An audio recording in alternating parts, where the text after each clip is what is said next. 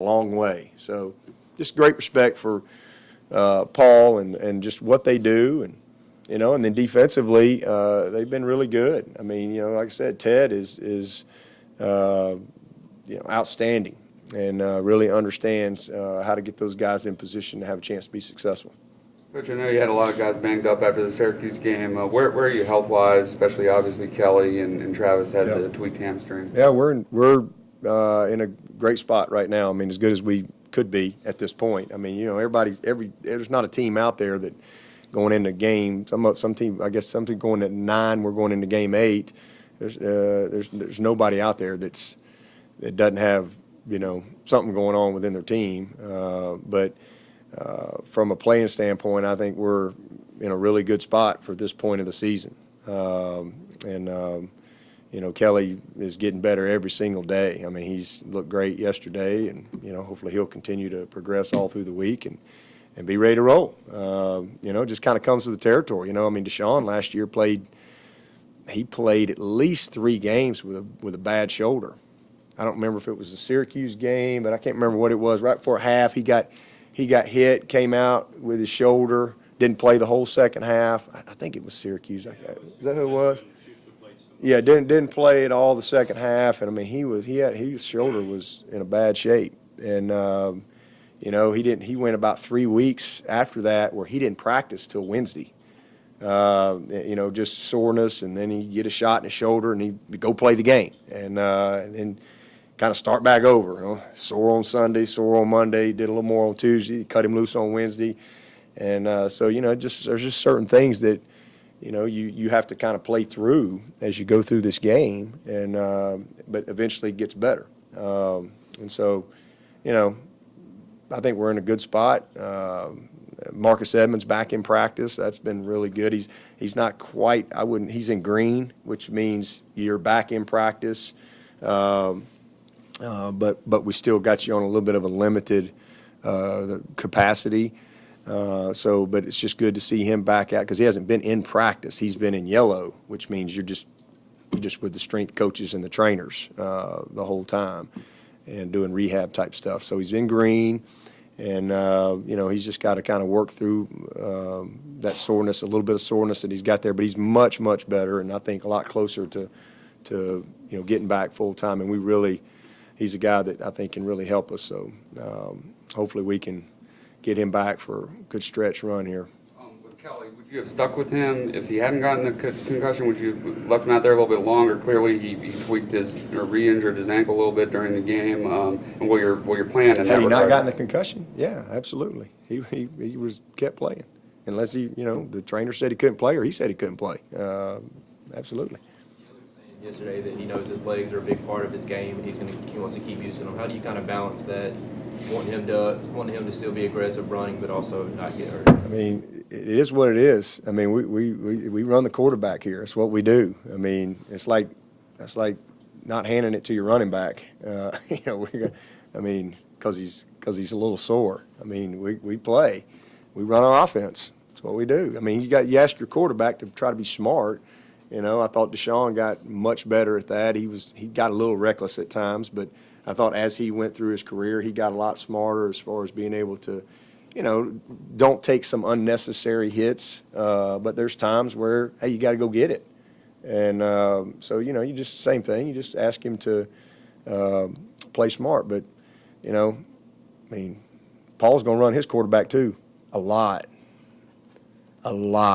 Like 64 carries, maybe not for him, but he's going to get half of them or more. So, it's just what we do. We run, and that's why it's option football in 2017, just a different way to do it. But our quarterback is always going to be a factor with his legs. And if he can't put us in position to win, then you put somebody else in there.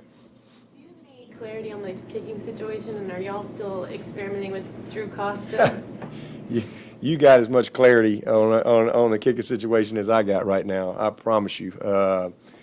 It's just frustrating. Obviously that was a big loss for us losing Hugel, but it's frustrating because I see Alex do it in practice, and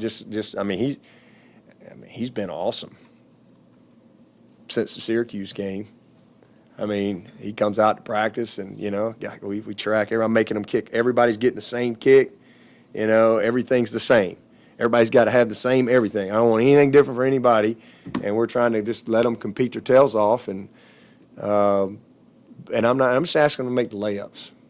I mean, I ain't even interested in, a three-pointer. It's just make the layups. We're just running layup drill, Coach, every day. That's what we do.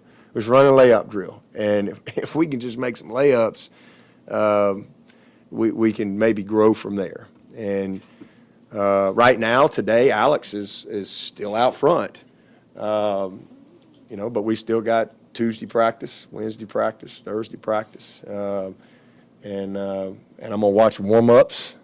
It'll be the most watched warm-ups in the history of kicking warm-ups. Get there early. I'm going to chart it all the way to kickoff. I'm charting it. And I have no idea who's going to run out there first. If I play today, it'd be Alex.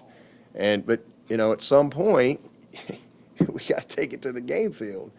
I mean, I like everybody. It's not personal. I mean, but you got to perform. Is Costa still in this kick-to-kick, day-to-day He contract? is definitely. He's doing great. He's every day he's extending his contract. So, he's getting to eat meals now. So walk-ons get to eat. So it's good. So he's loving life. Going, I guess, give him some gear this weekend.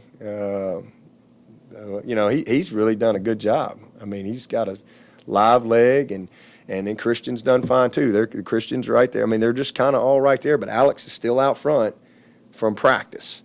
But again, at some point, we've got to get the performance on the field, and go from there. So we'll see.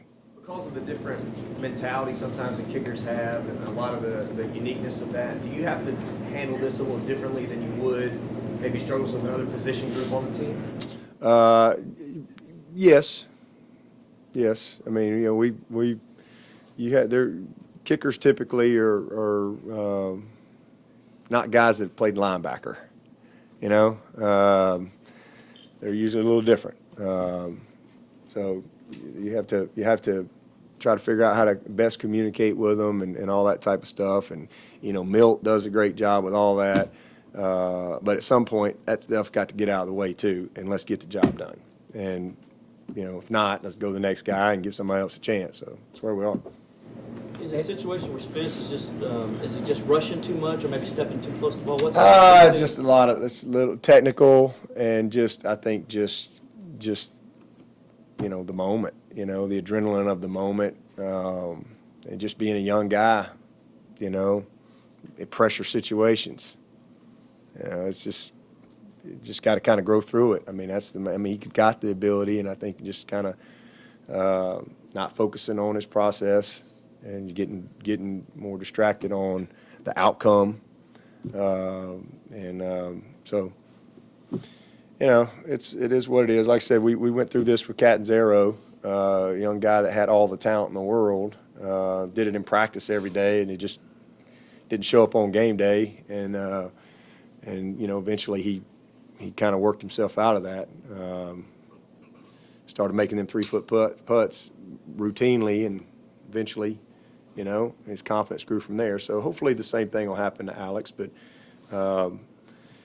when you put drives together and you get down inside the 20 and you don't come away with points, I mean, to be a great red zone team, I mean, y'all have heard me say this many times, you got to be, in my opinion, you need an athletic quarterback. You got to be able to run the football, and you got to be able to win matchups. You got to have guys that can win matchups because you get a lot of matchup type of coverage, and then you got to make field goals. If you're going to be a great red zone team, you got to make those plays, and because it really hurts you when you put drives together against good people, and you get down there and then you don't come away with points. It's deflating to your offense and uplifting to the defense, to their team, and momentum is a big part of the game. It just is. So then all of a sudden you start pressing a little bit, and you just want to be able to count on those. And you don't have to be perfect, but we got to be, we got to be in that. You get in there. There's there's a 90%, percentile that we need to be down there in the tight red zone. How confident are you that Kelly can be as effective with his legs as he was before he suffered his injury? I mean, we're going to find out. I mean, like I said, he's much better yesterday, getting better every day, and we'll just go play the game, Go play the game. Can you describe the level of remorse that Tanner Buse showed after the unsportsmanlike penalty at Syracuse? And then aside from that, just a few thoughts on his level of play this year. Yeah, that was unacceptable and will absolutely not be tolerated here. And, I sat him for pretty much the rest of the half after the play, and, it was costly. It was costly. They went on to get a field goal after that, got the ball on the 40-yard line or whatever. Just really disappointing. That's not who he is. He just kind of got caught up in a moment and lost his mind. That's just not the way we do things here. And, and as a result, didn't play very well either. And you make a play, I mean, okay, somebody else calls the fumble. I mean, I'm excited about the play, but let's celebrate the right way. And so I was really disappointed in that, but he responded the way I hoped he would. He was very disappointed in himself and knows that he hurt the team, and put, it was just a selfish act. Put everybody in a bad situation. The kickoff team, the kicker, the defense.